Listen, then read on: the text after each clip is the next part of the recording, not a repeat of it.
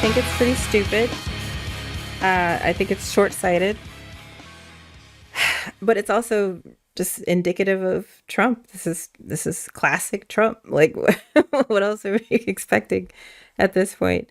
Um, Honestly, I think the question is more so the other side of the coin. So he shut down the Strait of Hormuz, but now he's lifting sanctions on Russia. And so that's where I think it creates yet another can of worms where, okay, now we're pretty much directly funding the war against Ukraine. Um, Gas prices are still going to go up for everybody, including me here in Europe. It's just it's True. the ripple effect is so astounding. And then also, like, look, if they stopped the mines and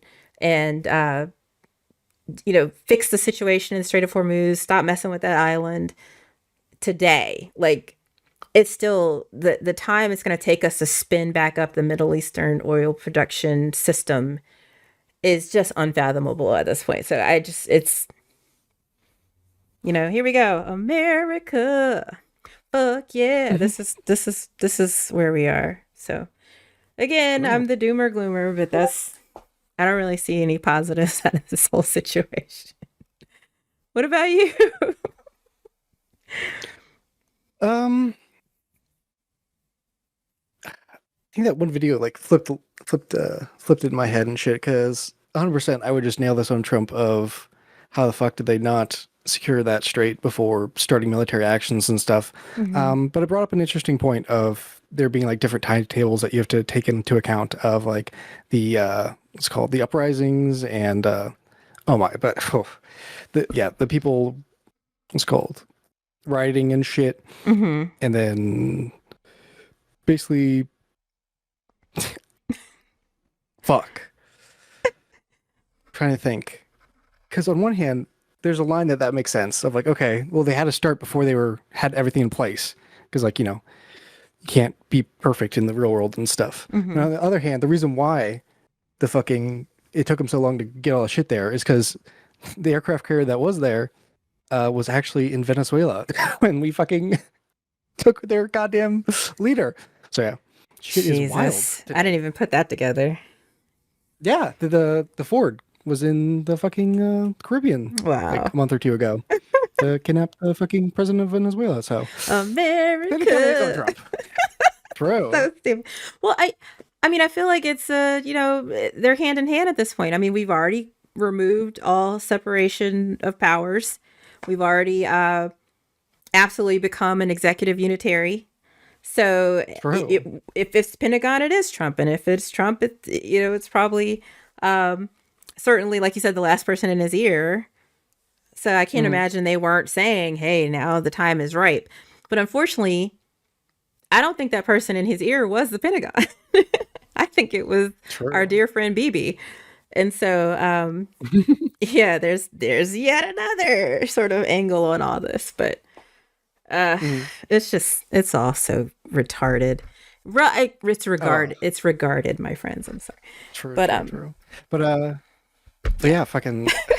It's just so funny hearing Trump talk about protesters in Iran versus and just how it's so much like a 1-to-1 of like, these people are they're just standing there and they're getting attacked and stuff. It's like, oh really? That's a bad thing you would say? mm-hmm. So Yeah, yeah. but again, you can't listen to what Trump says. You can't listen to what he says. You have to listen. You have to look at what he does. He's always Mhm. trolling. He's always joking, apparently. But I mean, think about it like this. Like, honestly, like, what's the downside for him? Like, what's the downside in any of this? Like, nobody's talking about Trump Epstein. Uh, you know, the whole idea that anybody cares about his hypocrisies has already been allayed for him, so much. Mhm. So I feel like here's yet another messaging issue from the left. All I'm hearing from the left is, you said you were the president of no new wars. You said you were the president of peace. You wanted the Nobel Peace Prize. We're past the point of anybody being effective in pointing out his hypocrisy. So what's next? Like, what do we do next? Like, what's the What's the next step? Like, what's the real messaging? Because it cannot be, even though it is, it should not be, to Mhm. point out that he's not doing something he said he was going to do. Because that would be true for, going into Venezuela. That would be true for the way he's handling ICE. That'd be true for the Epstein stuff. That'd be true for literally so many things. So I just, yeah, we got to find a different way. Like, what would your angle of attack be if you were to be in front of the DNC right now and offer them up like some advice? In regards to this topic or just in general?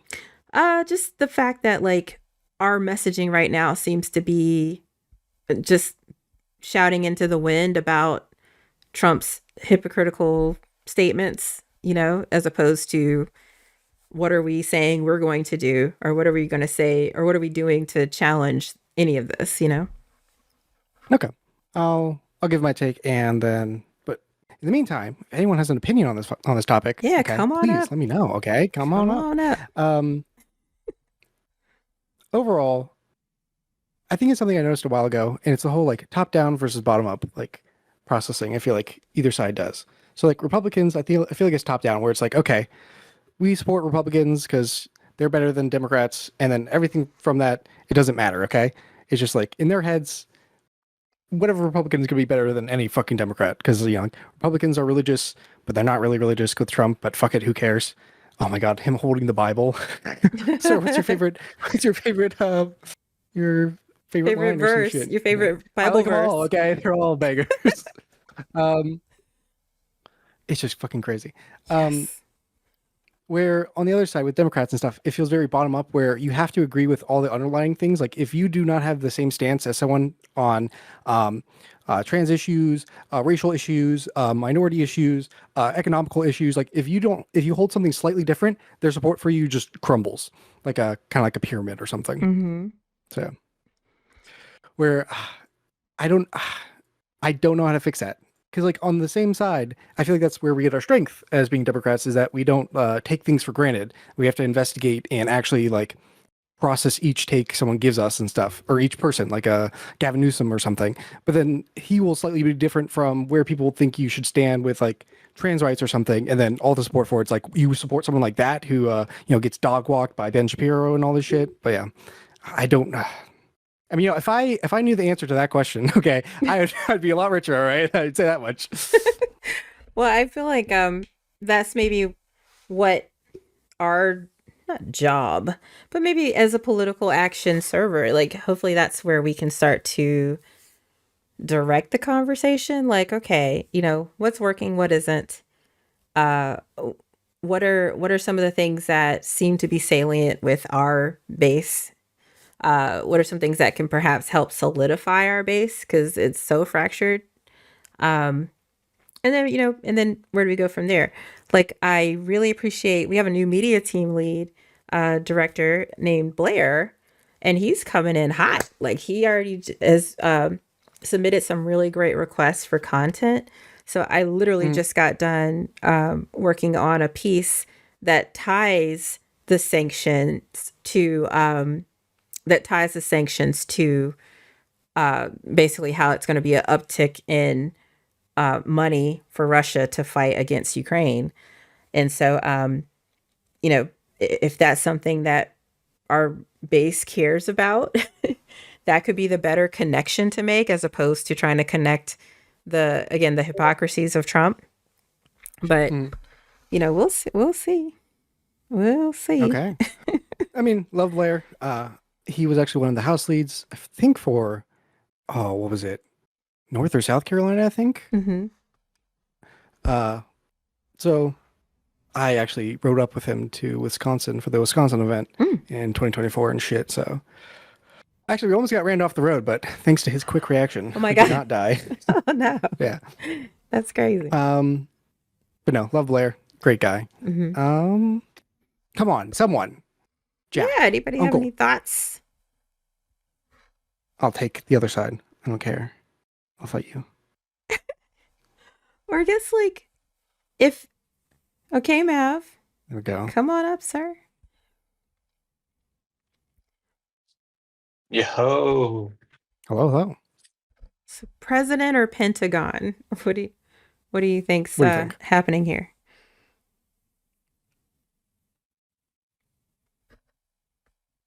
Whose fault would you lay the Attribute this oil to? crisis at? Yeah. Hello, hello. You're on He was mute talking. Maybe he muted. if you're chatting. Yeah. Maybe he muted My himself. bad. My No, bad. there you go. Oh no. Classic. Go for it. Um, Wait, I just got here. What are we talking about? We're talking about the oil crisis. Is it on the president or the Pentagon? What do you think? Yeah.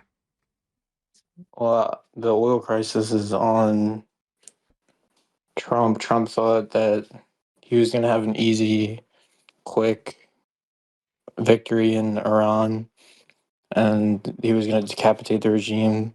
The people were going to rise up. There was going to be an opposition that would rise up and take over Iran. Everyone would start singing Kumbaya. Hmm. Then they would have access to Iranian oil, and it would be great. But he underestimated the IRGC, and they're still waging war, and we don't have access to their oil. So now he has to ease Russian sanctions Okay. to try to Good. drive oil down, Okay, okay. and that's what we're seeing. Hmm. All right. Just play devil's advocate. I'll take the other side. Fuck it. Sure. Sort of like in a crisis, like a drought or something, the president has people that are experts in these areas, people that know environmental studies, all that shit, and they would give proposed solutions and stuff. And is it really on Trump that these things are happening, or was this the plan that his military advisors gave him, and they're working with the best hand that they can? At the end of the day, Trump's the commander in chief, and the the fallout is on him. The ultimate responsibility on military operations, at least now. Before, back in the day, back in the good old days, you had to ask Congress to do stuff. Mhm. But nowadays, since what, like Gulf of Tonkin or something or whatever, Yeah. or even Truman, arguably, the police action in Korea, the executive branch can kind of just do whatever it wants with regard to war.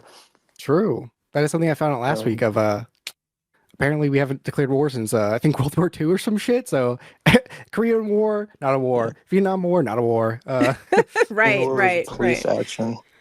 Right. Well, in doing some Um, investigating with the Trump charge stuff, I found out that it doesn't have to be a war declaration as long as it's in uh, a request for Authorized use use, of military authorized force. use of military force. Oh, okay, Yeah. okay. So, Yep.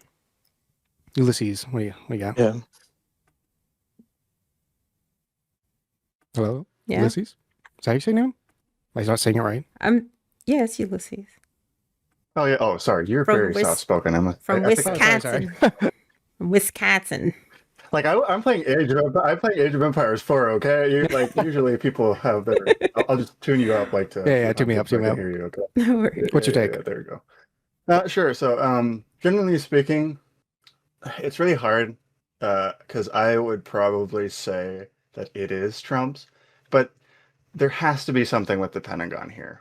I'd have to blame more the Pentagon just because Okay. there has to be a fight. There has to be like Trump's going to give an order, but Mhm. the Pentagon should be having fail safes here. So generally speaking, especially just as like a strategic person in mind, I play a bunch of like games like this Mhm. that are Mhm. very like military oriented. You establish a beachhead and you establish like points of interest. So one of the things is the Strait of Hormuz. Mhm. Immediately make it out a beachhead, Yeah. establish a landing zone, and secure that thing so that it, like the global economy doesn't happen. This is a failure like on execution like of like the Pentagon. Or like the military advisors, either they're like they fired too many of them that they left the boneheaded retards left, and they're just like, oh, this is gonna be Russia with Crimea all over again. We're just gonna go straight into Kiev, and they just failed to like account for the fact that they might actually put up a resistance. So, but then again, we haven't even deployed ground troops yet. I don't think so. We will have to see how that goes. Hmm. No, Okay. I Good. I feel like I'm hearing that might be it's probably just me, but I feel like I'm hearing. Oh, sorry. Uh, Yeah, I'm hearing background noise. Might be. Good. I don't know. Sorry, but no, I appreciate that. That Personally, heavily lean towards no, even though I'm not an expert. I know, Eucylus, you talked about establishing a beachhead at the Strait of Hormuz. I mean, first of all, that would kind of mean boots on the ground, which we don't want and would lead to probably more issues. And also, I don't think that it's really possible here because the problem would be that you have to sail into the Strait of Hormuz, right?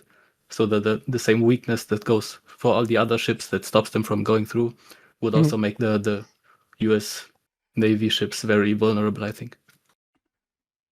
It is surprising for at least the US, or at least my understanding, like historical knowledge of the US and shit and our military power, that we wouldn't be able to, let's say, secure that strait, if that makes sense. mm-hmm. What do you mean by securing it?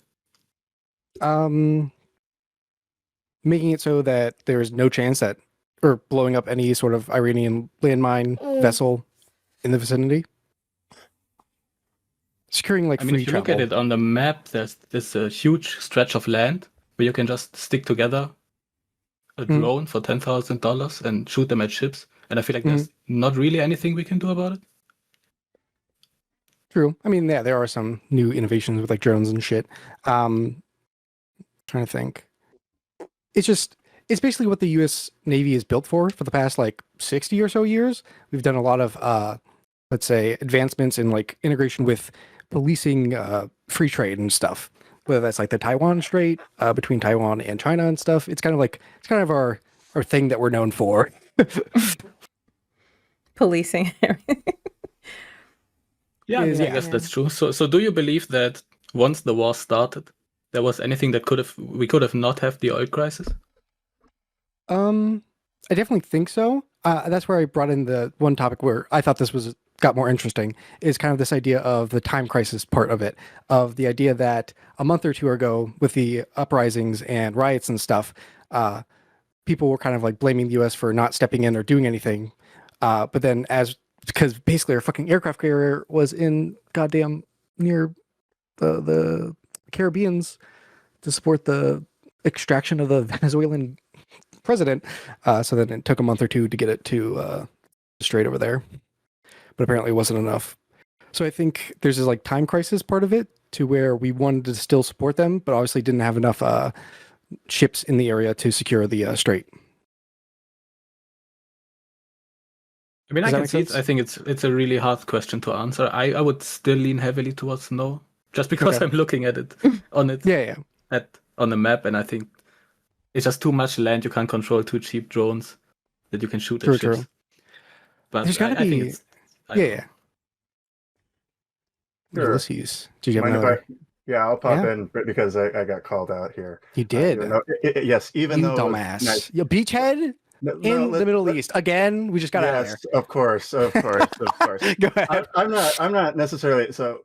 I'm coming at it strategically. So we've already declared war. Already we're like, if your thinking about this is how do we effectively create an economic condition to where the world economy is stabilized enough to where like declaring war on Iran is feasibly okay. So right now, they did like almost the worst case scenario. Right now in the United States, at least where I am, gas has increased by 90 cents. We're almost like any high, and we're starting to touch like 2008 recession crisis levels of gas. Like the highest I've seen around here back was like 2009, and that was like $4 a gallon in Wisconsin. Which, and like for you guys, if you're coasties, like that, your guys are like, oh, that's fucking nothing. But for us, like the highest it's ever gone is like $4 out on the small side. It hasn't crested like 4.50, thank God. But with this crisis, but with that being said, I'm thinking of it tactically. Like I would agree with you, we probably don't want to do boots on the ground, but given this administration's how far they've already put the boot in the ass, like they can't really pull out now. Okay, they can't. There's like if they pull out, they basically signal to the world, like we fucked up.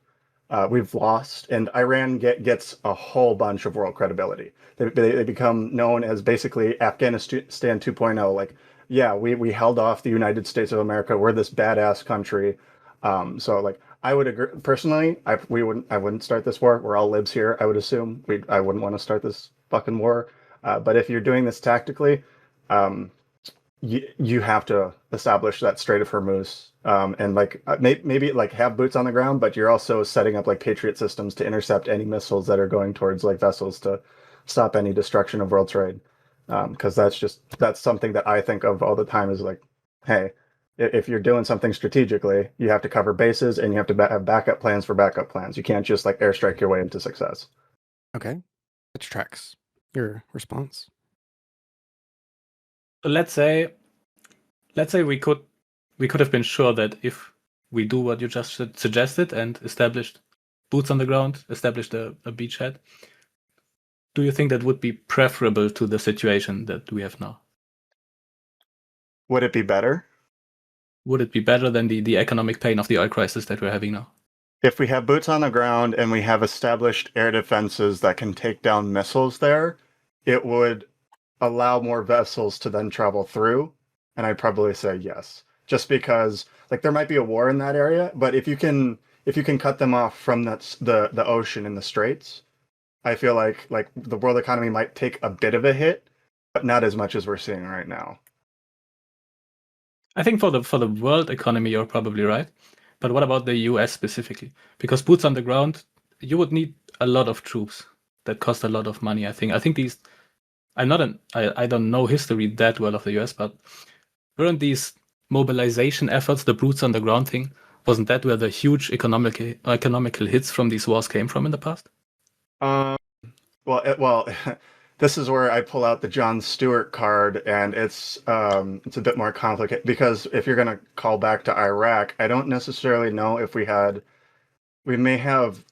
really rely too much on OPEC oil at the time. We may have just a little bit because we were starting to develop the North Dakotas a bit. But I would say a lot of that happened where we declared 2 wars, and then we had the 2008 recession crisis that compiled on top of that.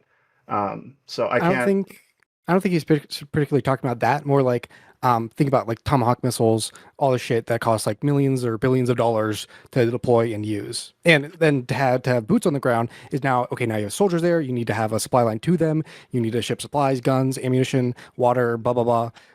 Just that cost he's talking about, it seems like. Oh, well, it would be more costly in that sense, but like the American person wouldn't necessarily care too much. Just like how, like at the end of the day, Venezuela wasn't really cared about necessarily too much. Like Americans are generally like what we see with our eyes, with our real eyes, not necessarily what goes through a screen is what we care about the most. I think like love it or hate it, like I would agree that what happened in Gaza was a tragedy, but at the end of the day, Americans just didn't give 2 shits or a rat's ass fuck about it. Like we want something here. We wanted people to focus on the economy, and if we can establish the economy in a way that like supports like Iran or like a ground invasion, the economy would like do that. But just like we've done this in such a way that we basically fucked up in almost the worst case scenario. The only way that I could see this being worse is if like Russia literally is sending in anti-air and we're losing a lot more like air power than we are currently right now.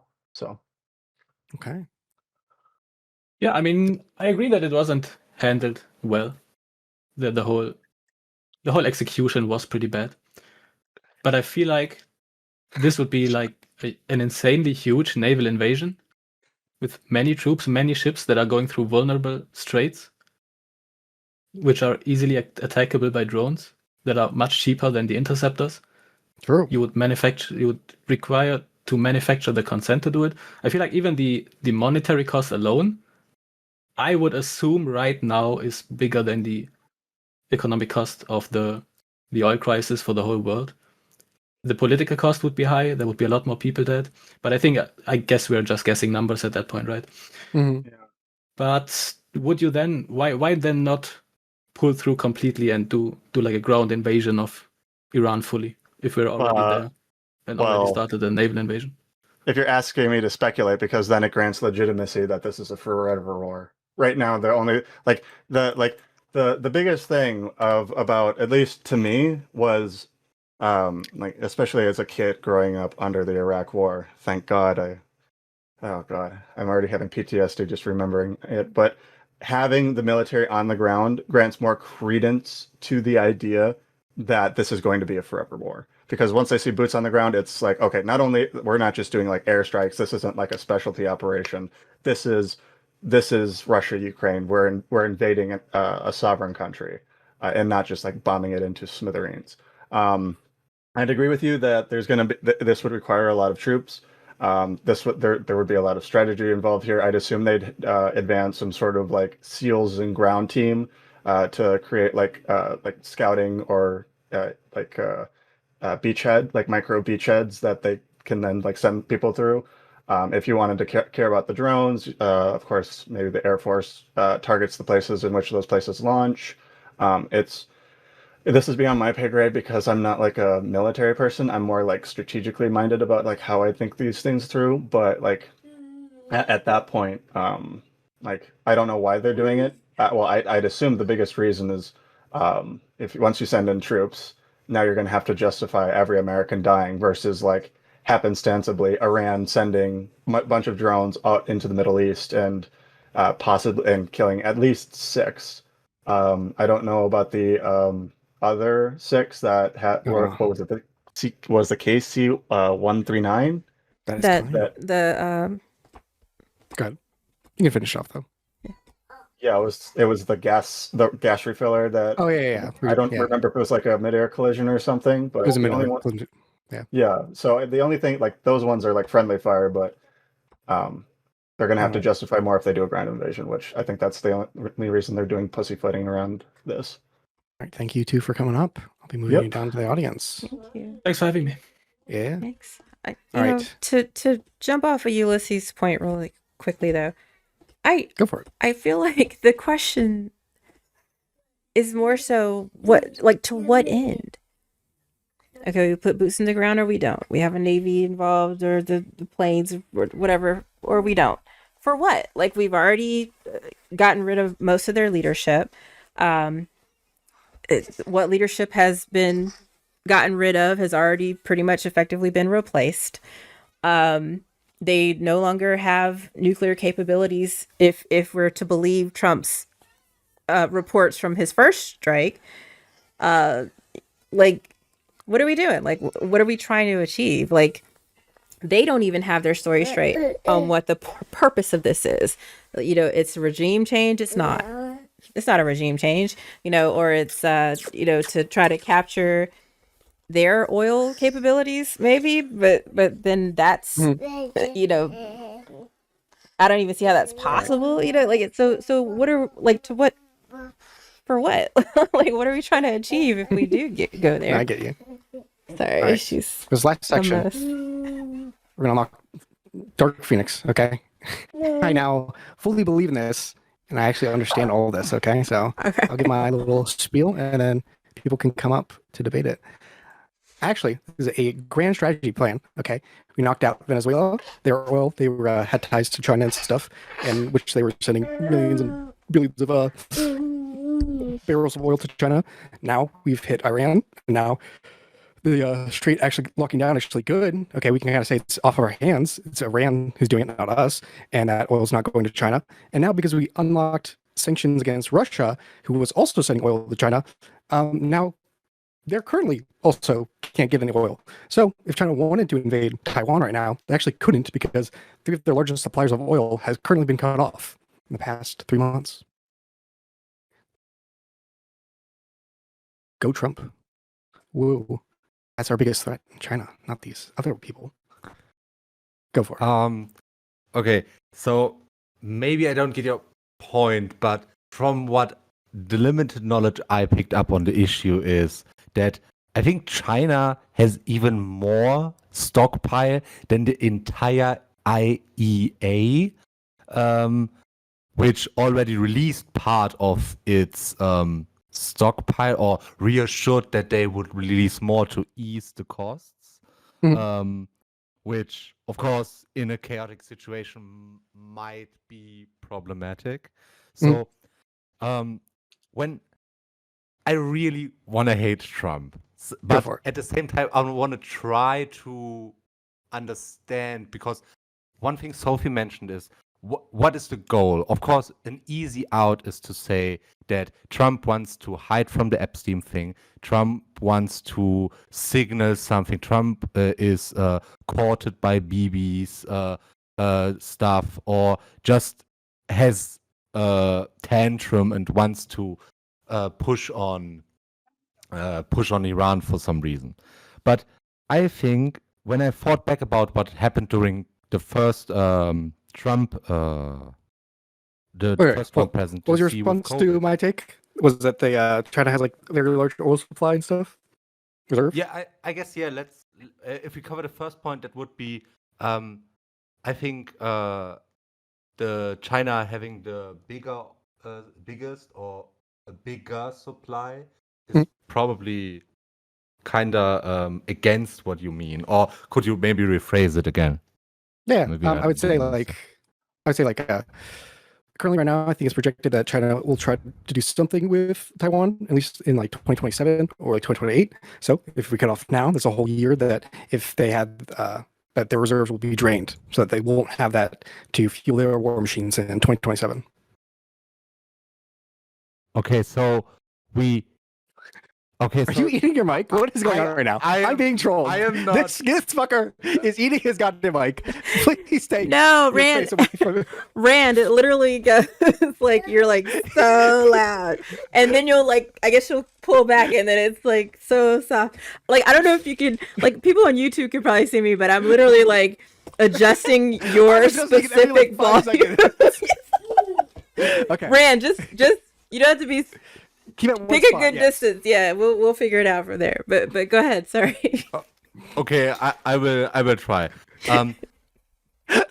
Yeah. Listen, hold on. First off, guys, you guys shouldn't be laughing. This is German humor. It's no laughing matter, okay? The precision. We need to have more. Yes. I agree, but I'll point to Phoenix right now. From my understanding, Iran is allowing tankers through. They're just heading straight directly to China.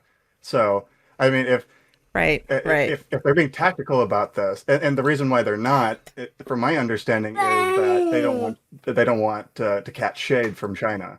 So I would agree with you, Phoenix. If they're going to take Iran to take over the oil, that would be like, I would agree with them, but they're not doing anything strategically significant, like taking out the tankers that are feeding China right now. So okay, last I've heard of that was that America said that no tankers would be going through if that happened. Well, at least from the research I'm doing like right now, it seems like I don't know how much I want to like trust any of these outlets, but just basically the stuff I'm reading right now is like Iran is reportedly considering a new approach to managing oil traffic, tanker traffic through the Strait of Hormuz, with a crucial exception being like going to China. Oh, hello.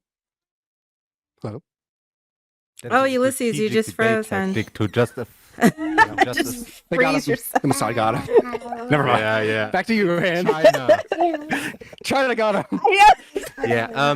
Maybe to pick up from this point. Yeah, go for it. So, just to summarize the argument, we first said that maybe this is to destabilize China, and I'm not aware of any ships going through currently, because I thought the biggest issue with the whole situation is not that they're not safe or that we can't guarantee safety, but more that the whole issue with oil tankers is that there's a big industry in insurance with it. Yes, so exactly. And they're mining it. So even if they wanted to let China ships through, they could just let them through, okay? But to counter it, I would say, is this, if we honestly take this seriously, as said, it's not a laughing matter, is it really a proportional geopolitical strategy to destabilize, as much as we like to meme about pre-2000 US interventionism? Is it really a proportional analysis to say, well, let's just destabilize an entirely different region just to weaken China. Okay, think about this. What are you currently using to talk and stuff? Your phone or computer and stuff. All those things have microchips in it and stuff. And right now, the biggest supplier of the most advanced microchips is Taiwan.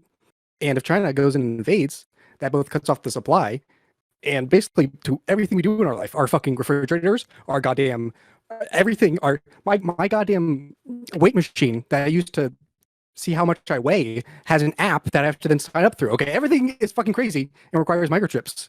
So yeah, maybe to stop them from invading Taiwan, it would be worth it. I mean, there's I think the strategic goal is totally fine. The issue is more that you're like, I want you to stop like hitting your dog, and that's why I buy you a new cupboard that is like optimized so you stub your toe in the morning so you forget about your dog. That's like 3 corners around in geopolitic realm. And I don't understand why we just don't like go and do what I think Biden and Obama did and just signal pressure on the Taiwan front with a strategic placement in the sea around Taiwan, which we I think did in history, right? Yeah, U.S. has done freedom of navigation shit through the Strait of Taiwan. Yeah. But you know what's better than fighting a war? Okay, never having to in the first place because they don't have any oil. Okay, it's great. Ulysses, you're back. Yeah, I know. Got targeted by I can't think of his name. Who the fuck? No, Who's the leader of China? Fuck. Motherfuckers. Xi Jinping. I had no yeah. They are already controlling the chips in his. Yeah, Exactly. No. It was like, oh, you're playing Age of Empires 4, are you? We're gonna give you a memory issue, okay? And then just like everything. Really? My Internet Explorer, my my Discord, my game. Like the only thing that was alive. What do you got? No, I had my Steam, but no. For my God, I just had this up and I had to close everything. I think Iran is still sending oil tankers to China, and I think the only reason America isn't touching that is because they don't want to catch shade from China because that might be a casus belli for them. Okay, but if Iran is mining the strait, why would oil tankers still keep going through? Okay. Probably well, I mean, if it's their own oil tankers, they might have intelligence as to like where the mines are. Oh, maybe I have no idea. I don't know. Retro, just to give you another point. So you're saying the US, our president, should now seize Chinese oil tankers to save us from the doom of the chips that China produces or Taiwan is producing? I mean, do you not take this threat seriously? That China's a big threat. Their economy just grew like fucking 4,000% in the past 10, 20 years. I'm asking if this is the logical conclusion of your argument. That is very serious, of course. That these are all targeted strikes and acts to what's the word? Deplete China's oil supply before 2027, so they can't invade Taiwan. I think this is such a great argument. I don't know how to argue against it. He got stun locked with 3 seconds on the clock. Motherfucker did like a Jesus Christ. All right. And enjoy D2 big up. Thank you, Rand, for adjusting your mic. It was very appreciated. You know, I gotta say, just to take the other side of it, somebody say, okay, well, you know, what do you expect? What do you think he's trying to do? I think we need to look at the fact that none of this is intentional, thought out plans. Like there's no thought in Trump's mind, or I'm willing to bet anybody even in his administration's mind, that is saying, well, if we play 4D chess and stop this and Venezuela and then Iran and China is not, like, that's not happening. There's no calculation or strategery involved at all. I'm gonna guess. That's my thought. I mean, no, it was like this is some random thing. Like I noticed a pattern of like, oh, all this like oil stuff or what the fuck. Yeah. But yeah, like to be honest, no, that's just Trump's to give my honest opinion of Trump's mindset on these things, I feel like Trump just like wants to be remembered for some shit, and he realizes he's like close to death of how old he is, and he's just like plastering his name next to fucking JFK. Yeah, Kennedy Center.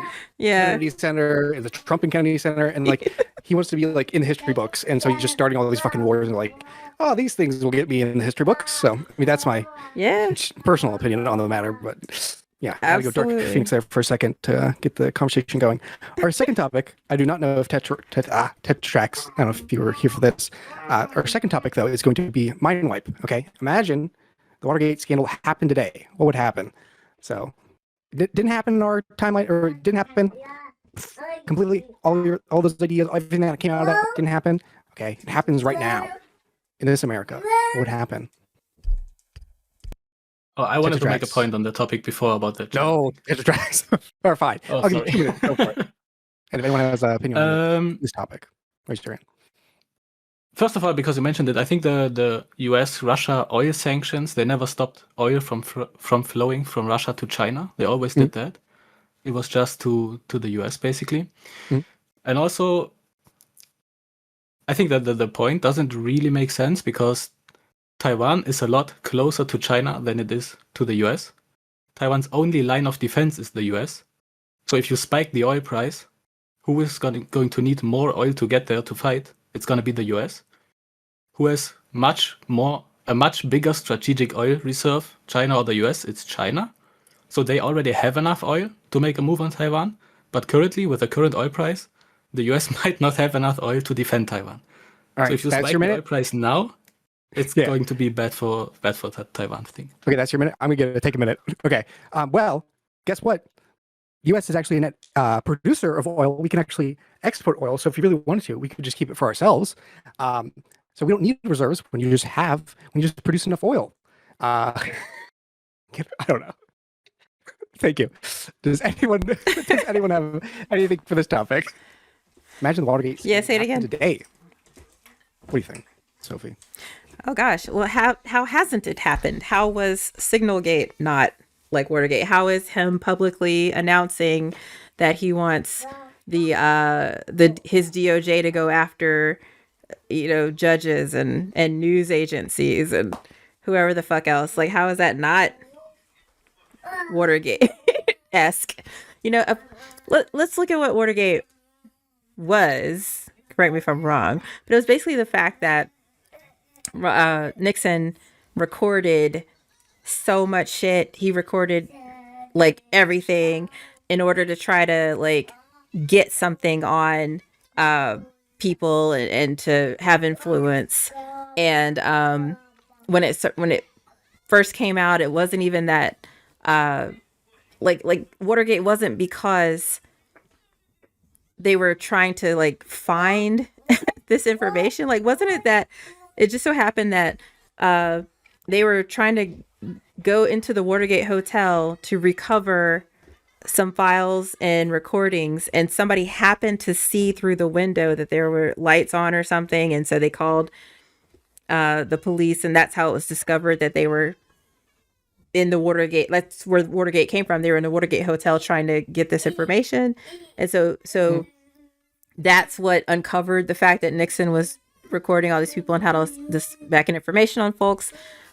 He denied it. He blamed it on his who was the guy? It wasn't his VP. Was it the Speaker of the House? It was like a dude like who literally took the fall for him before he actually, ended up getting impeached for it. And so like so I feel like the parallels with today would be that there was Nixon's attempts to use his office in a way that got him political favor and in a way to put individuals in his pocket so that he could manipulate them at a certain date. I feel like Trump's already, again, publicly absolutely been fine doing that in front of everybody's eyes, taking all sorts of money with his coins and all his merchandise and all this bullshit he's doing. Just like that's already happening. And then with Watergate, it was discovered because somebody happened to see, the light in the window and wanted to see what's going on. Again, Yes, I remember that part in Forrest Gump. but we don't have that, right? Exactly. But if we were to liken that to today, you don't even need somebody to be like a whistleblower or to discover the ineptitude and bribery and all this. Like Trump will say it himself. Bondi, I want you to go after this. Like literally, it's all out in the open. And then finally, the fact that he tried to blame it on his staff. Trump's doing that and done that just fine. Like anything bad's not his fault. Anything, good or that he can wring some good out of is totally him, and he needs an award for it. And then I think the final parallel is just that Nixon was impeached, right? But he wasn't actually like removed. He actually just left on his own volition, if I recall correctly. Yeah. But the fact that Trump, there's no impeachment in sight until perhaps midterms and Democrats get control again in order to start that process. So, Trump's been impeached twice, but we just haven't had the removal part. So I think, if we're trying to compare Watergate to today, it's already happening. No, it's Watergate happening. didn't happen, okay? No, Yeah, Watergate was the Right greatest now, thing. okay? It was, see what it revealed is that we're keeping you safe by making sure we have all these recordings on the bad guys. Literally, they'll find a way to spin it. So it's already happening now. It's already happening worse. There's no similarity in the repercussions from it happening to Trump or anyone. Let me take it this angle. Yeah, go for it. Okay. Right now, today, 5 men were caught wiretapping phones and photographing documents in the DNC. They broke into the Democratic National Convention headquarters and they started like wiretapping phones and photographing shit. What do you think the reaction would be to that? I think it would be a drop in the bucket of everything else I think that's actually pretty crazy. I don't know, actually. I think that would be pretty crazy. Well, I mean, how would you liken that to today? Like the fact that private messages were leaked, perhaps? I mean, we don't need somebody to physically go into somewhere to actually. So I think the corollary today would be perhaps like a FBI investigation, which has been called on for people to have happened to people, or some sort of like leaking of private information, like signal chat, like the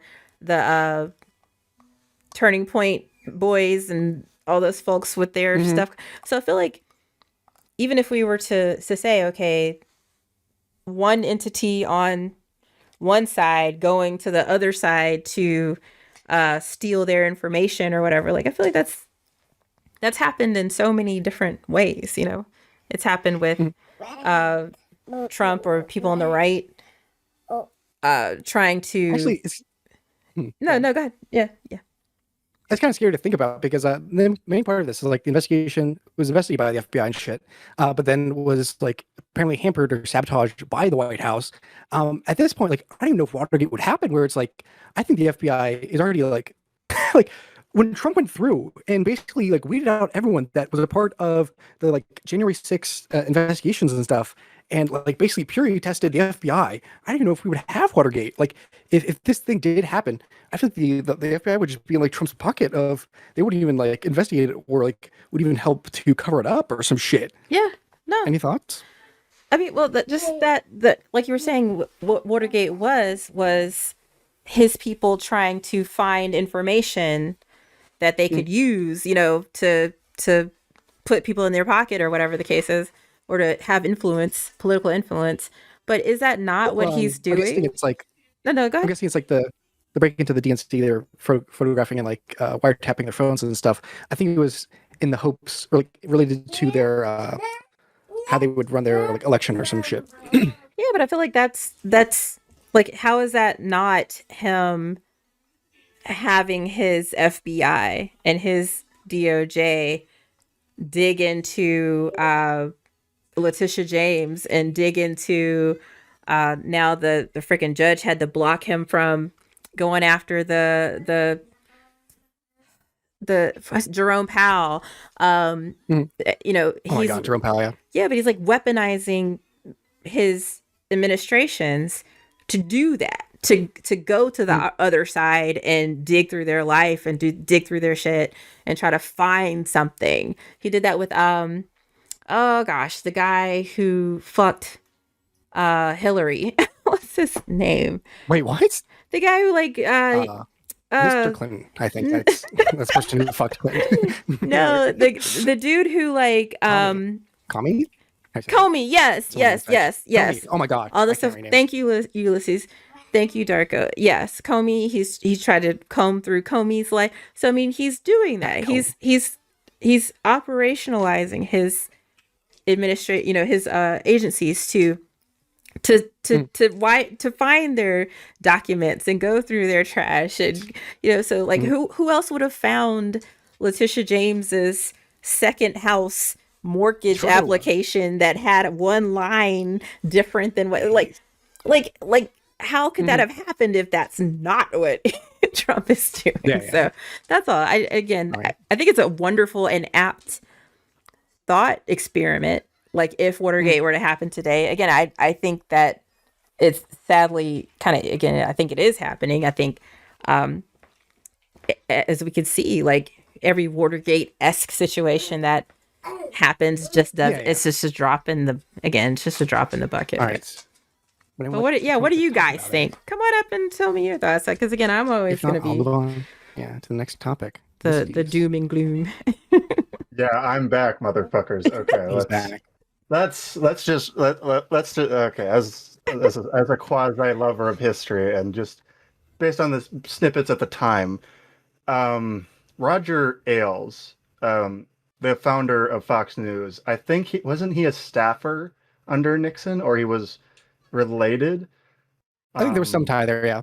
Yeah, there was some tie. I think the reason that if Watergate happened now and it didn't happen in the past, I think we would probably see the same thing happen under Watergate because this would be unprecedented.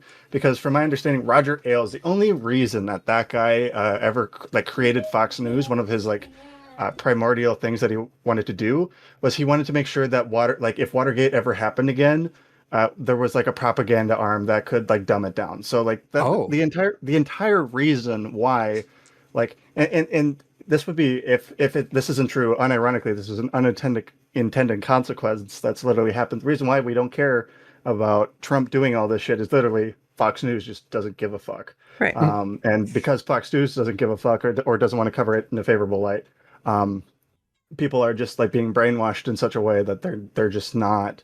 They just don't give a shit. If Watergate happened now, I'd say there probably would be some principled thing because then Roger Ailes wouldn't exist, or some Roger Ailes would. We would just see basically a pushing back of that timeline. Yeah, So- I wasn't taking it that direction. More just imagine today. It comes out that there's a strong tie because everyone has fucking cameras now or some shit. Trump, people connected to Trump have broken into the DNC. And have been shown to have been wiretapping the phones, taking pictures of documents, blah blah blah, all that shit. Basically what happened in Watergate, but it happened right today. Oh, so you're saying Watergate's Watergate, but then Democrats try and do Watergate 2.0? Yeah, basically the events of Watergate unfold today. What would happen? Would it be Watergate? Would it be a scandal? I don't even know at this For point. Democrats, yes, it would be a scandal because literally we make everything a fucking scandal in the Democrats. The Democrats will make a democratic. They will literally be like, "What the fuck are you doing? You're in our party. What the hell are you doing with all this shit?" With Republicans, I'd assume maybe, but this is you're asking an alternative reality question here, in which this is you'd have to tell me whether or not Watergate happened in the past. Because if it did happen in the past, I'd say no, they wouldn't give two shits or a flying fuck. Because just like what Sophie said, look at what Trump did with investigating Letitia James. Not only At least with Nixon, he tried to do it behind the scenes. Trump's just doing it blatantly right the fuck now. So I gotta give some pushback. Okay, we'll say we'll say it did happen, but people got mind wiped. I don't know, whatever. But basically, yeah, the exact thing that happened in Watergate. 5 people were caught wiretapping phones and photographing documents, and at the fucking DNC, so the Democrat National Committee headquarters in Washington. and we have This is a breaking news story. This happened right now. 2 hours ago, it was found out through investigative journalism and shit. It's been cross-checked and all this shit. And this did happen, that 5 men were caught that have ties to Trump. Does Fox News still exist? Yeah. Then no, I would say that like we wouldn't give half the country might give a shit, but or maybe like 60%, but it wouldn't be enough to like do any reparable damage to Trump. Like this would like it was kind of like the same way how actually Watergate went down was a lot of people just didn't understand. But as information rolled out, then they started to care. But by that point, Nixon was already pardoned, and nobody gave like a flying rat's ass about it. And probably the pardon did a lot more damage just because that brought it the entire case into light. So Okay. All right. well, that's me. Any other opinions? Otherwise, Come on, we can audience, come up here, fight me, fight Phoenix. Okay, come on. True. Right now, this is a bloodless coup. We're just like, except we're not cooing anybody. We're just cooing ourselves. Okay, I think it would be a bigger deal. Okay, like I don't think anything's happened in this current administration to like this level where it's shown that he is like wiretapping and like taking pictures and to like try to sway the upcoming midterms and stuff in that way. Let's think about this. I can't think of anything like it. I can't think of anything like it, but I think this would be like similar to it's not about the action itself, because like we look back at Watergate right now and it's like we've seen everything happen. Maybe like 2 years afterwards, after like Watergate happens, maybe people will like care more, but it's gonna it's gonna take a while to get there. I'm saying if this story broke right now, you don't think this would be like a boon for Democrats in the midterms? If it were for if Democrats were the ones investigating, yeah, it would be a boon for Democrats. I'm saying Watergate. So Nixon was the president then. I'm saying right now, imagine With Trump? Trump's the president. He does the Watergate. He, tells people to break in to get things for the DNC. It would be something we could run on. I'd agree. I would probably agree with that. But outside of that, like, I don't think so. No, I think it would be a boon. it would Now, be don't a get me boon wrong. politically. Don't get me but, wrong. like, There'd be fucking what's one investigator dude that went to Minnesota and said like they were scamming and went to places oh, when they were running God, it don't open. make me think of that guy. That guy. Okay. Now, don't get me Oh. wrong. That guy. The recordings of Trump saying how he had nothing to do with this, or like how he wanted this to happen and shit. He'd be like, that guy, that investigator dude, he'd probably be like, that's just deepfake AI. Okay, it wasn't Trump. Well, yeah, but yeah. Nick Shirley. there's so much Nick that I Shirley have would be to like, think it's about just AI. Okay, I went and investigated myself. There is no Watergate. I couldn't find it. Okay, I went to the wrong address. I couldn't find it there. If why? I can't. Yeah, it literally probably would just be that, because right now, like with like AI and stuff, they probably like with like increasing it, people would just be like, no, this didn't happen, or they could make another excuse that just keeps buying them time. Whereas like with the reason why I keep thinking about like Watergate is, generally speaking, there's this there's this aura about it, but this is like after all the facts have come out. Mm. Whereas like back then, I don't think Watergate was such a scandal at the time until like months to years after the fact, because not a lot of information was just like known about Okay. it. Right. Thank you for coming up. Yeah, my pleasure. All right. Making the executive decision. Next topic. Topic 3. It's fine. Should Minnesota charge the officers now to dissuade ICE, or wait till after to secure a conviction? This idea was brought up by our glorious leaders, sideman Dan Stoltzman. And he was talking to Hutch, and he was saying how Minnesota should start charging the ICE officers that killed Alex Peretti and Renee Good. And then Hutch was basically saying how there'd be no point, because basically with charges like this, the federal government can just bring it up to federal court, and then the charges would be dropped because of like officer immunity and shit. But yeah, what do you think, Sophie? So The more important. Oh, go ahead. no. So Okay, go ahead. wait till after like midterms, or what? After what? After this administration, because right now the idea is Got that it. Yeah. if they were to charge Yeah. it, it would get drawn up to the federal court and then dismissed. Gotcha. Yes, absolutely. Ulysses is with me. He says after, and I agree. Just because, like, they clearly aren't going to do anything. They haven't charged him. All right, a serious fight. Let's go. Good. So yeah, I mean, I'm with it. No, I'm 100% on board. Oh, you want to do it now? Okay. Okay. Let's do it now. Okay. Let's go. There's a trolley problem, I think, where it's like, like right now okay. Imagine when you're in class or some shit.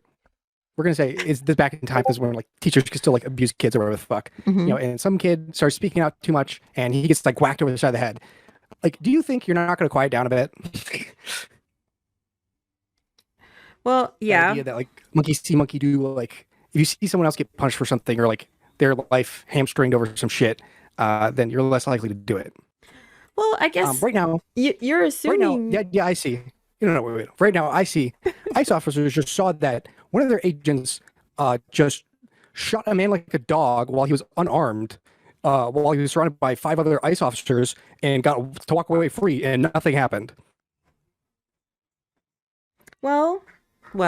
That's a dangerous precedent to set. Like, even if it doesn't do anything, I'd fight fucking tooth and nail.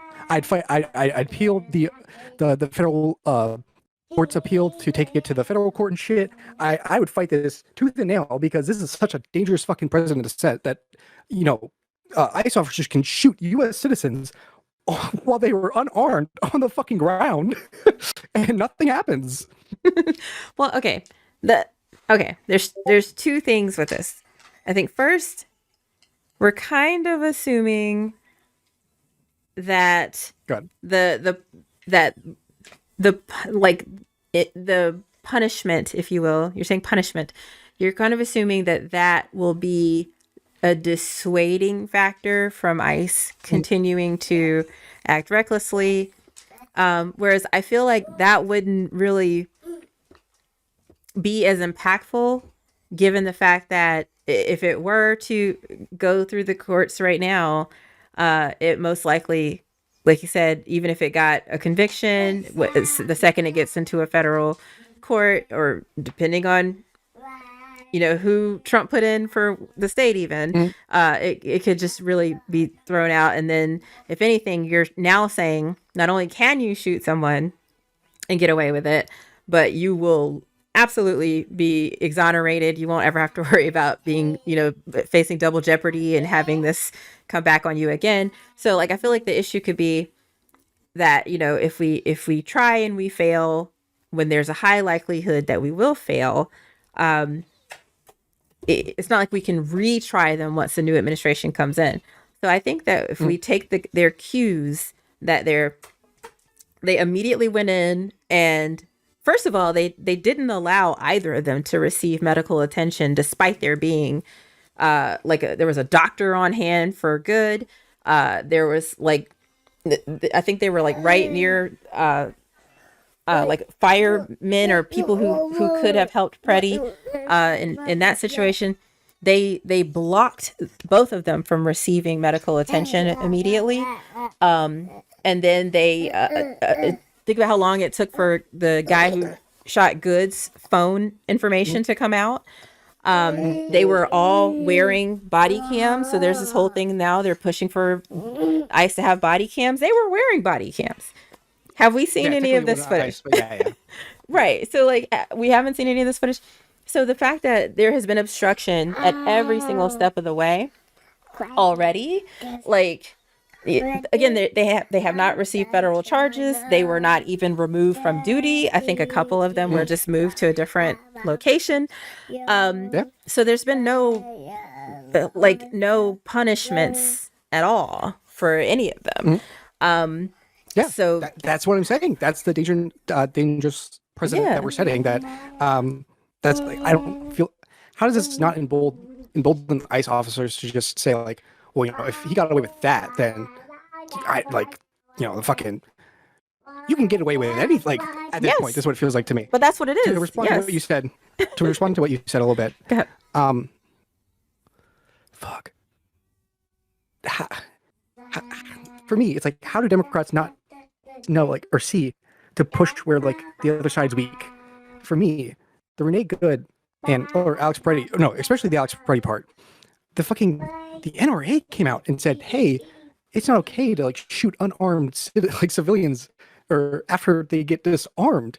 Like, it was such a bad look, and I feel like I smell blood in the water here. Where okay, imagine they do put charges towards the officers, and it does go up to the the federal courts, take it and dismiss the charges and shit. Now imagine that for the midterms to be like, oh yeah, here's a video of a U.S. citizen being disarmed and then shot like a dog, and Trump's FBI or court system, where the fuck, dismissed the charges. What the actual fuck? But Ulysses, what's your take? Yeah, go ahead, Ulysses. Oh, okay. Okay, so now it's, I was just waiting for the timer to go out so that I can have a full 10 to rack you in the fucking ass. Okay. No, yeah. We can have another 10 after this. Go for it. Okay. So one of the, I understand the catharsis of wanting to do it now, but it's not the cathartic. Good. It's more so. It is very. It's cathartic in the sense that you're throwing messaging out there and you want to do it now while it's fresh. But one of the fun things. Sorry, but yes, I'm good. Thank you so much. So one of the things that as a parent you do, and Sophie can resonate with this, especially. How old is yours? Like 3, 4 years old? She's 2. Two. Yeah. Okay. One of the things that happens is if you try and punish the person, but then this is basically like you're like the bigger brother and you've got a smaller brother that did something fucking retarded and you try and punish that little brother, but then the dad comes in and is like, no, I'm going to take it up with me. And that kid and the dad's like, I'm not going to punish you.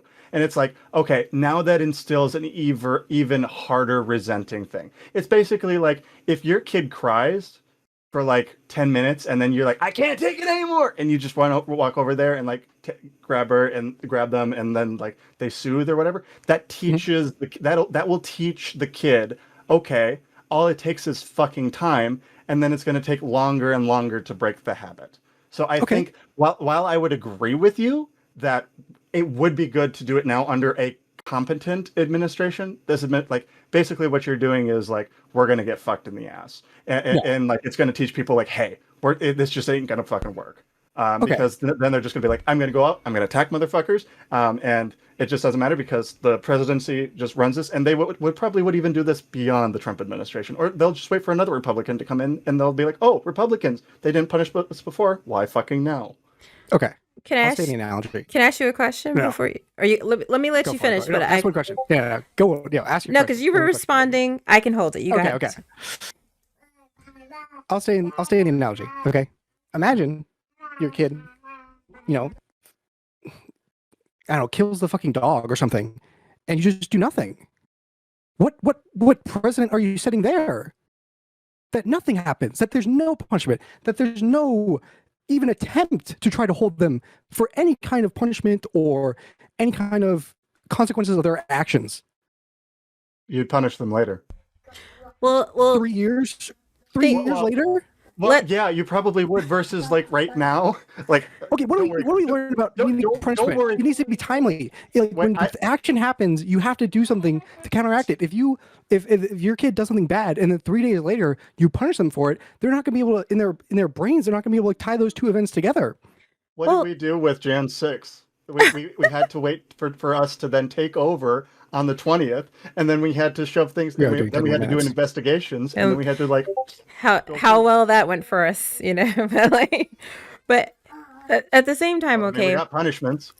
Okay, but but holding with your analogy, both of you, let's say the kid killed the dog. Okay, yes, that's horrible and that's bad, and they should be, punished for that.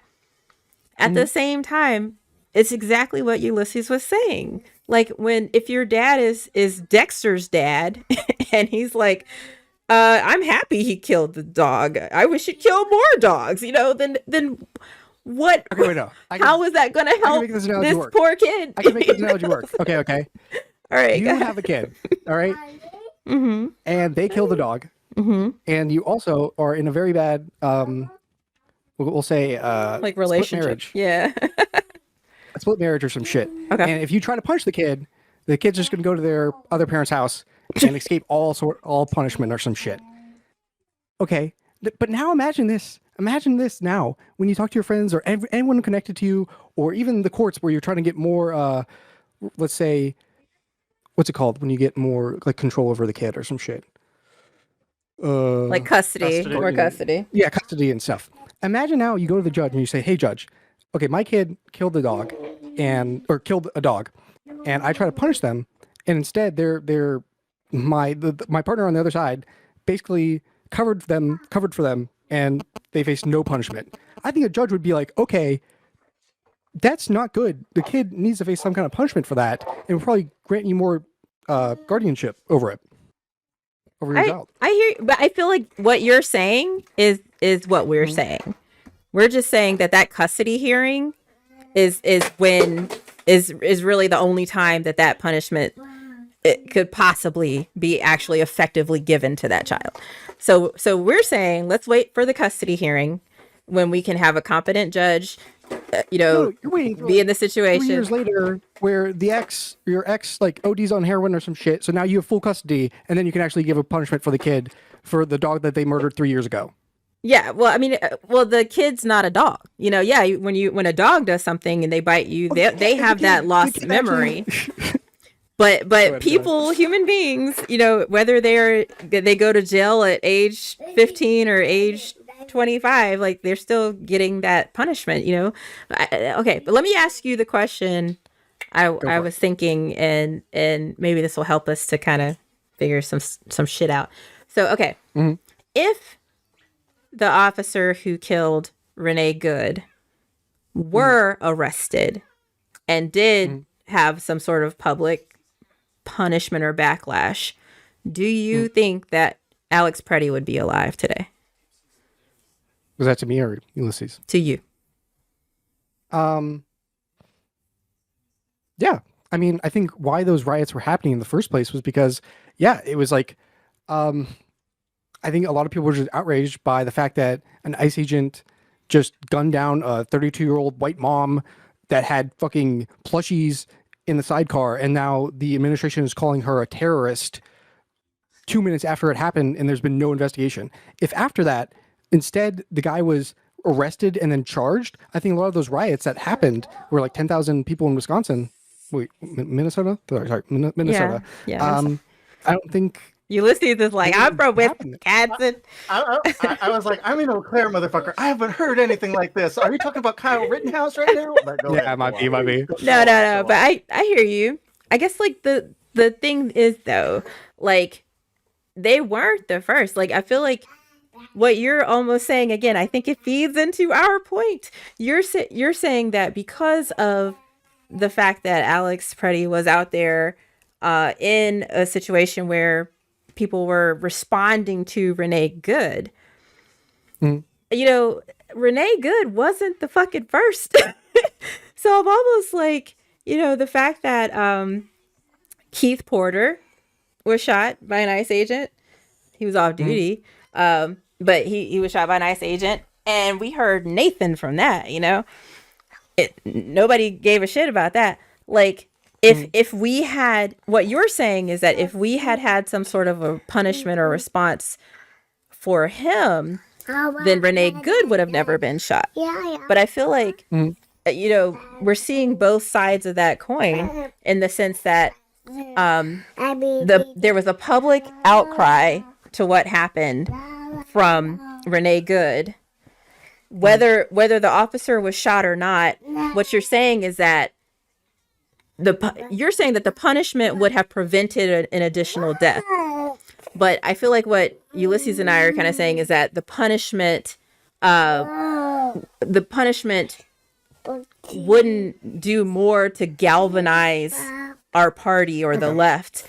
And so I think that because if we're talking about the timing is not to say that they don't deserve punishment or that the child should never be punished for killing a dog. What we're saying is that in order to galvanize our party the most, to give a shit about what's happening, is that the punishment should be real and should be plausible. It should be actually something that occurs and isn't thrown out and isn't dismissed. And so I think given the fact that there was no public backlash from Keith Porter, but there was a public backlash from Renee Good and then Alex Preddy. I think mission accomplished. I think if we're looking for, for them to be punished, and then the federal, it gets to federal court, and then it gets thrown out, and then that's when the Democrats are really gonna get riled up, when we see how how egregious this administration and their agents are. We already know this. We already got that. I'm saying I'm not saying that. I'm saying like we galvanize support with the NRA with Alex Peretti. That's never gonna happen. This is never gonna happen. Like okay, but yeah, I'm sorry. I was about to eat my fucking hands if I okay, fine. No, go ahead. What's up? I'm done. Verzon? Verzon. Yeah, go Ulysses. So Verzon. I think. Yeah, go Ulysses. No, yeah, you go. And then God, the confusion here. Okay, you guys are fucking Canadians telling me to go. Okay, so the reason I would agree with you that if in a vacuum, it would be enough to like say the state would come in and say, we're going to charge you. But that does fuck all if they're not actually convicted of the crime. Look at what happened prior to the Summer of Love with BLM and like the start of it, right? We had a bunch of people trying to even just indict police officers. And we're like, look at that. The state's trying to punish them, right? Oh my God, it's going to teach officers not to shoot black people. But then the grand juries got them off. And what did that do? It did a bunch of, it created BLM. A lot of people didn't like the fact that this was happening and that they were getting off scot-free. And there wasn't a punishment there. What you're basically doing is almost the same thing. We're doing the same thing, but it's just gotten past the indictment stage. But then like the federal government's like, okay, we're going to take it. And then like, then they just discard and they push it off with prejudice, and we can't charge them again. So the punishment isn't an indictment. It might be cool for like the populace, but that's not the people we want. We want to have that message hit home with and be like, oh God, we don't want to do this again. We want to teach the ICE agents, and the ICE agents, the only way to fucking teach them is to like have an indictment roll out. That's why when Chauvin was convicted, police were like, oh, motherfucking shit. That's why that case was so much more massive and so much more impactful with police departments, because it was like, oh, we're not just getting indicted and getting off, because at that point they're like, oh, it's a fucking breeze. But once Chauvin gets fucking indicted, they're like, oh shit, now we got hit. And not only did we get hit, we've got convicted for this shit. Whereas like, I would agree if the federal government fucked off and that we charged those ICE agents and we convicted them, I'd say, I'd be with you all the way. We'd be like, oh yeah, like do it. But we're just not seeing that. This would go to me and Sophie's point of like, hey, it'll just galvanize people, because I would agree. The thing you're looking towards is more so like messaging to like normies. We don't want to message to the normies on this. We want a punishment for the ICE agent to show that ICE is fucking up. Or I think it was Customs and Border Patrol were the agents that were shooting those people. So, okay, Verzon, go for it. I just wanted to come in and add to I think it's kind of pointless. I agree with both of them. I think it's kind of pointless to try and do anything about it. Oh, I'll take all three of you on, motherfuckers. Go for it. Oh, it's about to be a gangbang in here. Let's go. Whoa, there's a child in the room. Okay, let's refrain. Well, at least she's got her earbuds on. Phrasing. Are we not doing phrasing anymore? True. Okay. But yeah, I just wanted to add that like, even if there's some like in this like amazing situation where they get charged by the state and like everything's going, like what's preventing the current administration from just pardoning all of them? Well, they currently they can't pardon for state crimes. Well, state But, crimes. But the concept is that the federal court, when it's like federal officers and stuff, they can do this. I forget what the exact law is, but they can basically yoink it from the state and hold it in a federal State court. laws, I think. Yeah. Okay. So like we all agree that they like would almost certainly do that. Mm-hmm. Yeah. So I give like that. I guess like the idea that you're saying that like, oh, we should punish them now, even if it's less, just to have some punishment for them. But I'm not convinced that like there would be any punishment at all. And that I think the downside is probably bigger of them getting no punishment. Like I think that does more to embolden them to continue going forward when it's like, well, even when we get into the courts, like the Fed is just going to protect us and nothing's going to happen. So they're even more emboldened to do those things versus now if we just wait and potentially have like some real sense of justice later. Like I don't think it's worth that risk on like either end. Like even if they get some punishment or that it just like completely prevents them from getting any punishment later. Like I think both of those outcomes are really bad. I mean, the whole situation is bad, you know, like, and it's unfortunate, you know. But no, go ahead. My take. Go ahead, Retro. So it's not okay. So it's a trolley problem. Okay, on one track we do nothing for 3 years. And I'll like fully concede. Like I won't even argue on the point that like okay, in 3 years, you know, there'll still be a trial, so he might still not get convicted. I'll say like full on one track we wait 3 years and they get convicted and charged with like murder or whatever the fuck. Or the state tries something now and it gets, you know, taken up to the federal court and like dismissed and stuff.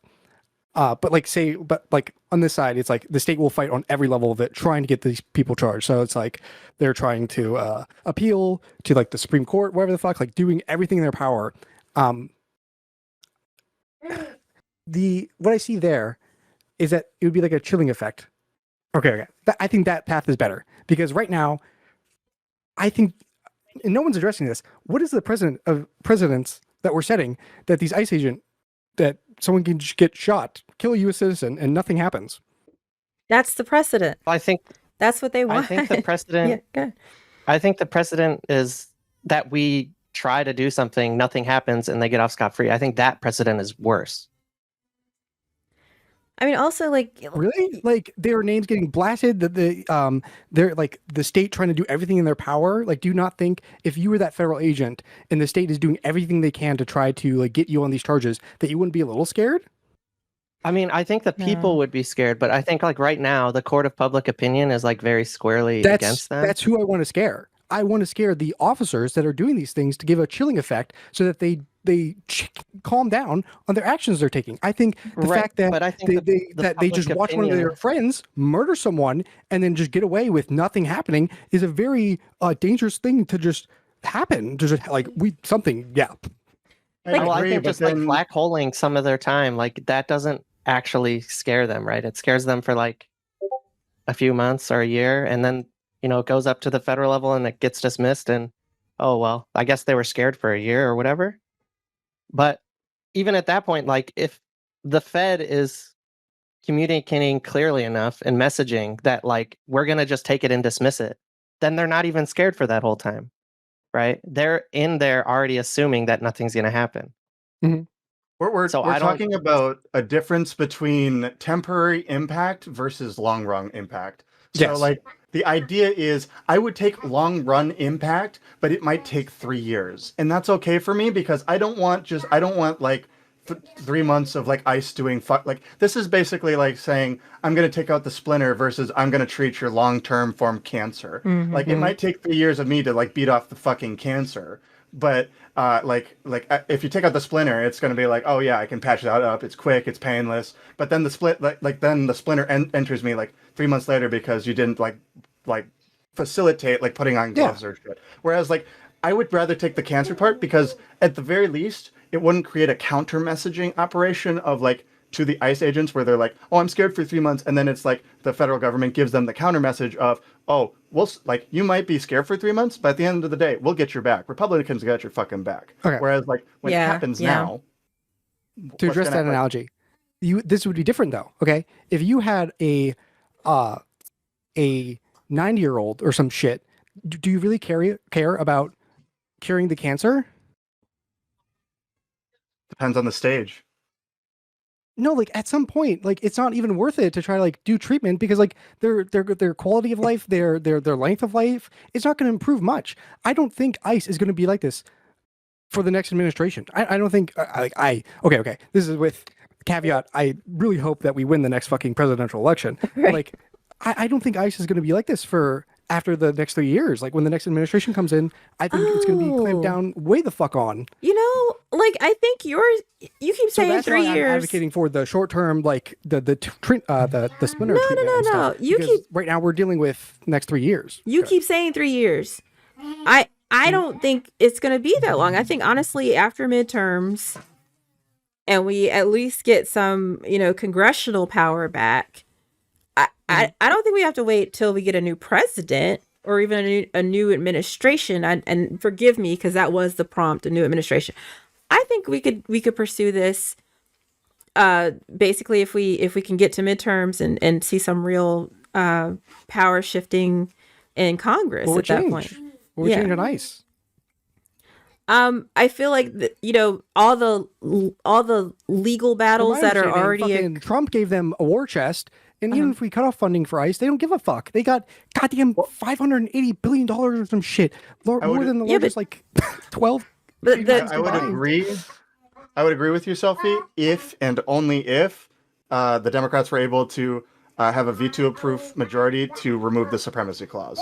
Other than that, because I think that's an executive action that can be taken. We literally requires a president in order to suppress the supremacy clause, or like a veto-proof majority. But also just the fact that, even in your race in Wisconsin, that is for a Supreme Court judge, a state Supreme Court judge. And that's very likely to turn, that what was a supermajority is just now just a majority into more of a Democratic majority. $85 billion. So, oh my God. Sure. But I'm saying, so it's not just, midterms aren't just about Congress. They are about those judicial races. They are about more local government impact and state government impact. So I feel like, again, I don't think we have to wait. I'll grant you. I'll grant you. We win. We get Congress seats, all that shit. Mm-hmm. What is changing about ICE in the next 3 years? What can that do? Well, it would remove well, go ahead. No, I was gonna say it's if you're saying that you're okay with some sort of future dismissal or pardon even, but you want to see a more immediate punishment by way of them being arrested, being tried. I think that we can kind of meet in the middle there if we attempt this once we at least have more congressional power, which I think again is maybe a year away as opposed to 3 years away. So I'm still saying wait. I'm saying don't wait that long. But go for it. Yes, yeah, I see you. We had. The skies parted, and as an oracle of wisdom, we've had this happen in our lifetimes. What happened with Hunter Biden, right?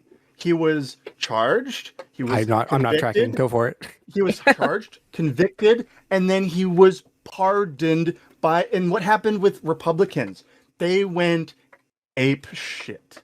So I don't. This doesn't set a good precedent. Yeah, that was good for what are you saying right now? That was good for the other side because they could be like. That's what he's saying. That's what he's saying. No. Look at the leftists. Okay, they're all like, Biden's no better than Trump. Okay, he pardoned his own son after he said he wouldn't. And right. Okay, we're now flipping it to where Trump is now pardoning ICE agents after killing U.S. citizens. And why wouldn't that work in our favor? That we could go to our IRA people. International Rifle Association, IRA, right?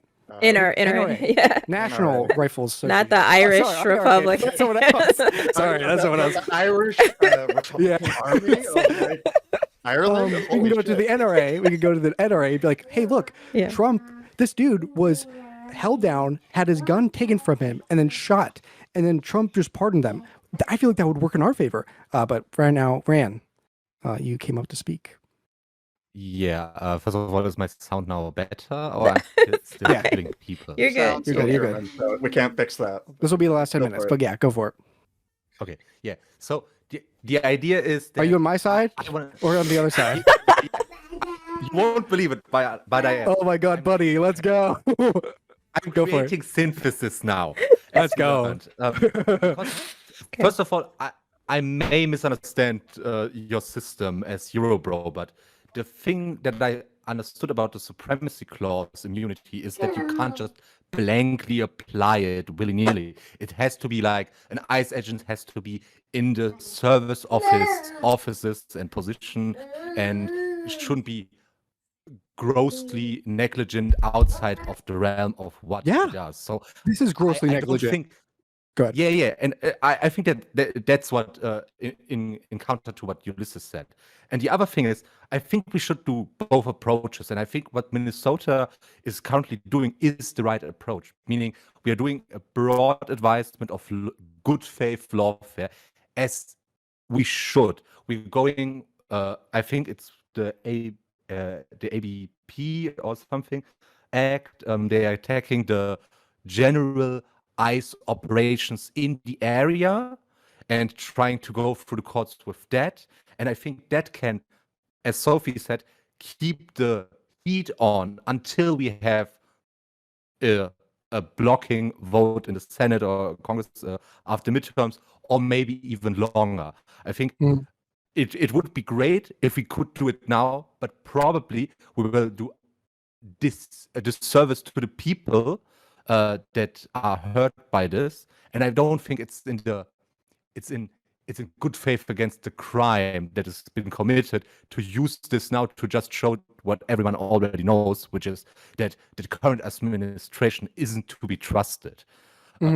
So I think a long-term approach and meeting in the middle is better than saying what I think Minnesota is doing. It's the APA, the Administrative Procedure Act, like attacking on that front, meaning, okay, we can't 2 times go to court for the crime of Petty or of Renee Good, but we can broadly target ICE, we can broadly target the administration and at least hinder them, or at least try to dissuade them from more actions, because I mean, they can go to the Supreme Court if they want to apply the supremacy clause to such a grossly negligent case. Be my guest. The next administration will use this. I will Watergate the Republican committee. Watergate? You mean waterboard? Whoa. Ulysses, stop. We do not talk about special.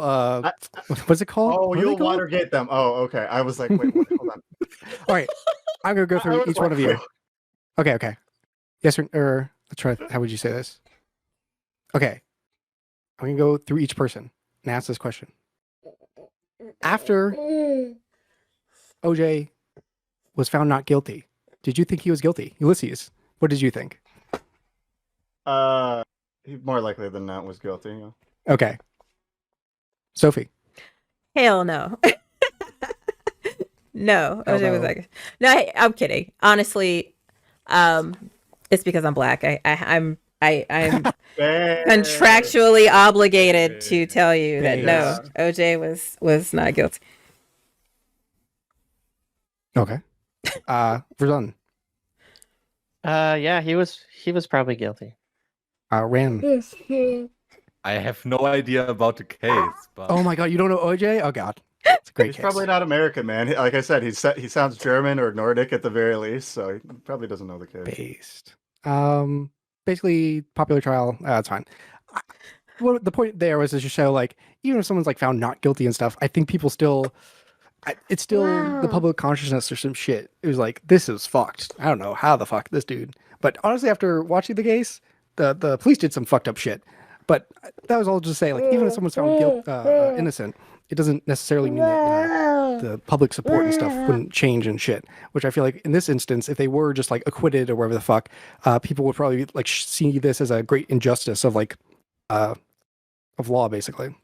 Well, Yeah, what but this about? wouldn't be- But is that changing the current opinion at all? I feel like that's just how people already feel. It would actually. Don't It make might me actually. argue against you again. it would actually redirect, I think, all the hatred towards ICE towards the president. Because then the ICE would be like the ones being like, "Hey, we didn't pardon the motherfucker. The executive did, or the DOJ did." So then it's going to be like I would agree with you in terms of maybe like it would be good for like elections, but like at what cost? Like what I'm looking for is long-term messaging here. And I'm not looking for like what happens after I'm not looking to like what happens in 3 years, like not only just like 3 years, like we get in there and we have like a liberal government and we prosecute those guys. I'm thinking about what happens after 13 years or 7 years when a Republican jumps back in and they're like, we didn't have the chance to create the messaging to say, yeah, you guys are good. We will supremacy clause this shit.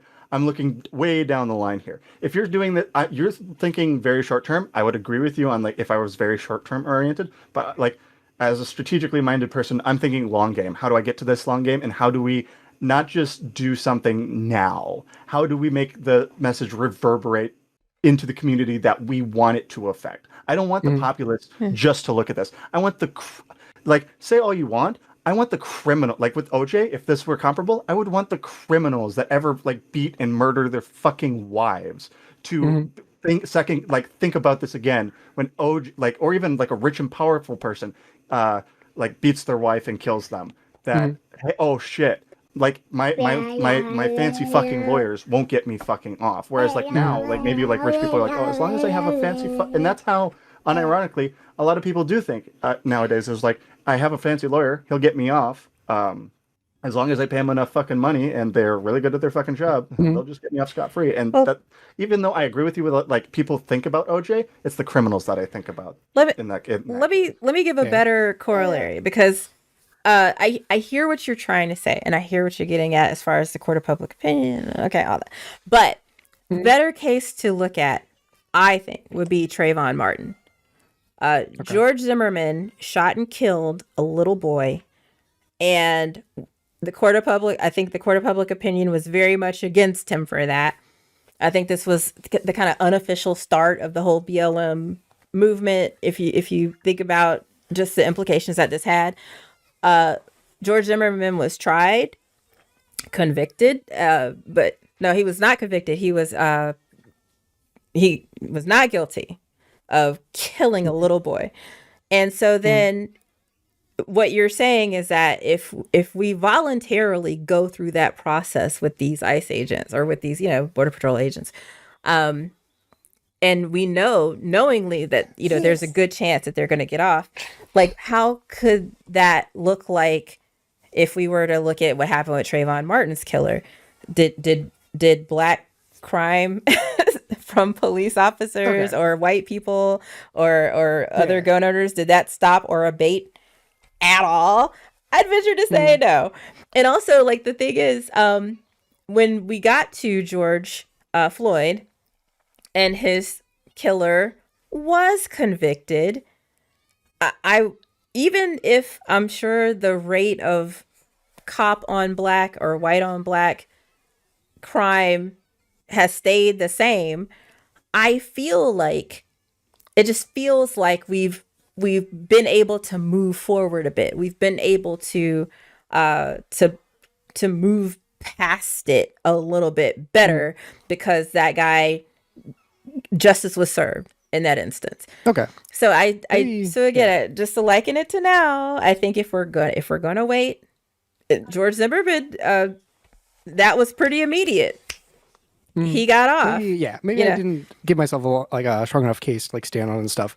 But I think you can make a very strong case to like pierce that officer immunity and stuff with Alex Peretti, in the sense that the only action that you could say that he did that was bad was maybe putting a hand on an officer. And I think with the recent case of the sandwich man throwing a Subway sandwich at an officer and him getting off innocent, I could think you could use that as precedence to say simply putting a hand on an officer isn't enough to warrant a quick time event where he gets thrown to the ground, hit with mace, and then beat by 6 other officers, his gun removed, and then shot in the back 10 times would probably pierce that veil of officer immunity and shit. Maybe I didn't give myself a strong enough case to say I feel like you could make a very strong case to pierce that officer immunity, and then with that have a chilling effect on other ICE officers. so that they're not just fucking acting like goddamn cowboys. Like, and Yeah, that is our time. we wish. I'll we give a hope. minute for everyone to Yeah, go give ahead. the closing statements, starting with Verzon. Go for it. 1 minute. Yeah, I just want to go ahead and talk about the public opinion again. I think we're already sort of winning from the perspective of public opinion. Like they've moved out of Minneapolis, where a lot of the violence and all the force was centered. And I don't think that would have been done through any sort of like court slapping of the wrists if they would just, move up, go up to the federal court, then get pardoned and nothing would happen. I think that would have taken steam from the public opinion. And I think even right now, even people who support Trump are a little bit iffy on ICE because of the violence that's happening. So I think like that's only serving as a vehicle to move public opinion more in our favor.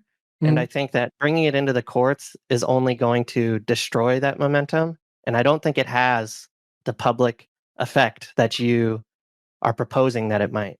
All right. Ulysses, 1 minute. Okay, sorry. I'm going to jump back in. So I think I would... Closing statements, by the way. So go ahead. Sorry. I was just talking to my fiance. So I think I would agree with, like, if it was to create something, that would be cool, but it's just not going to do that. As a parent, generally speaking, the thing that makes people correct their behavior is actual punishment. And it isn't enough of it's not enough of a punishment to be scared of something. It is enough when you are punished. That is why when people want to reform themselves, they get put into jail. But your punishment is the time taken from your life to go to jail. It isn't like, oh shit, I'm in the courts and I'm so scared I'm going to change myself. For some people it might, but for the vast majority it just doesn't. So we should, generally speaking, I'd wait 3 years. The people I want this to affect is ICE. Having just a temporary reprieve doesn't aid anybody in the long run. Okay. But then again, we're under a shitty administration, so this would all change. Ryan, 1 minute. Closing statements. Yeah, I think if we stay on this topic, I would just say that I think the Democrats, or we more left-leanings, have the constant issue of, oh, but it helps Trump. And I think we are doing the same issue we do every time when we talk about what the administration does.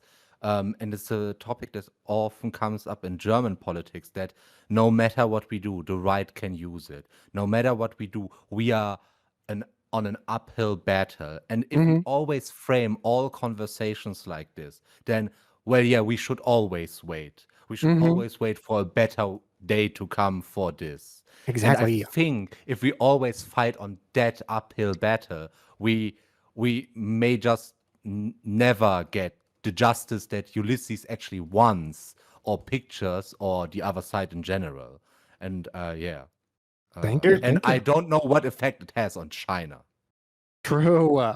Can I jump on? Part. I want to. No, there's a closing statement. No, you cannot jump. I have a question. There's no jumping. No. This is a no jump. No jumpers. No this is a question. jumpers. Please, this is actually a cool question. Let's actually let's run this out. Would you prefer it if we tried Nuremberg and they got off versus we had to wait 3 years? We tried Nuremberg and then they got convicted and executed. Oh, I'd make sure they get off. Okay. Now, Sophie, your closing minute statement. Go. 1 minute. Go for it. Yeah, just honestly, just literally what I was saying before. That if we want to look at even OJ, OJ got off. Did we see any sort of reduction in domestic violence, or did we see, or even rich people killing people? No, I don't think it had any impact on the actual people who perpetrated that crime being OJ and people like him. So again, I just looking at the fact that we have that historical precedent of Trayvon Martin and George Zimmerman getting off, having zero effect on black crime and black deaths by guns, until I think that Derek Chauvin was actually given an actual punishment. So seeing how actual punishment, creates that chilling factor that you're looking for, I would venture again that we wait. All right. What are your final thoughts? I'm getting there. I was thanking everyone for coming up to talk. Oh, you're so sweet. Give myself a minute. I can't. Okay, I wish I just sped run through like college and law school and all that shit so that I could do this. Okay, I feel like right now I could argue such a good fucking case to pierce that fucking police immunity or whatever the fuck it would be. I would fight this like a goddamn dog with a bone. Okay, to the end of my goddamn days to get these people charged for these crimes, because it honestly broke me. Like it broke the version of America I had in my head of like, you know, they might do some bad things, but at the end of the day, they're trying to do something good. And just watching a U.S. citizen just get pepper sprayed, thrown down to the ground, and then shot like a dog, it just broke something inside me that like, this cannot stand. And I'd love to drag the administration back to this and just rub their fucking nose in this shit so bad. But yeah, that's my minute. That's my final thoughts. But yeah, that's all for tonight. Any closing thoughts, Sophie? Oh man, what a great conversation, you all. I hate so much that we tried so hard to get this on the big board on a Destiny stream. He's out of town. It was perfect timing and it just didn't work. True. So I'm so sorry, you guys. I'm hoping they'll let me maybe at least stream the final video. True. Maybe we'll see. You were there with him with Women's Day. Oh yeah, that was so sweet. It was so sweet. And it was funny because I literally just come off of meeting him in person in London at the Constantine debate. So I was already like, had such a great impression of him from that. Wonderful person, so kind, looks you dead in your eyes when you're talking to him. He's great with his questions, great conversationalist. So, and then you have the International Women's Day event was so amazing on top of that because, I think Kyla asked him a question like, what are 5 things you like about women? And immediately, just really poignant, thoughtful, deep question responses. So, I'm a big Destiny stan. That's just only been strengthened in the last few weeks. So it was great. But awesome. What about you? Any closing thoughts for you? No. I want to know your closing thoughts. What did you think of that last topic? Man, it's heavy because at the end of the day, we're still all on the same team. We all want these people to face some sort of justice. It's just, how do we go about getting that? How do we make it stick? I think that's really our only contention. I think at the end of the day, again, we're all on the same team. And so, I appreciate the passion. I'm here for it. But again, Black woman, I'm always going to say, like, I wish we would learn from our history, and stop having to repeat it now that it's affecting white people. So that would be great. That would be amazing. You're right. Closing thoughts. This was like a little thrown together. I was trying to get that, what is it called? What's his name? Peter Thiel or some shit? I was trying to get that debate going. Yeah. Oh my gosh. But Moto and what was it, Poggy or something? They like to argue. Okay, they're great debaters. I'm just like, I just want a topic. What should the topic be? Right. But yeah, it was a little thrown together. But I appreciate everyone sticking it through and with this little rough setup. And I think we had some great conversations. Honestly. Yeah. Thank you guys. This was awesome. Yeah, we'll try. And again, we're every Saturday. The date and time, the time has changed a little bit, but every Saturday we'll have a debate night. So we'll always be here next week if you want to, get Pogi up here. Yeah, come on back up. Yeah. All right. That's all for tonight. Okay. We're wrapping debate night. See everyone next week. Thank you guys. Bye.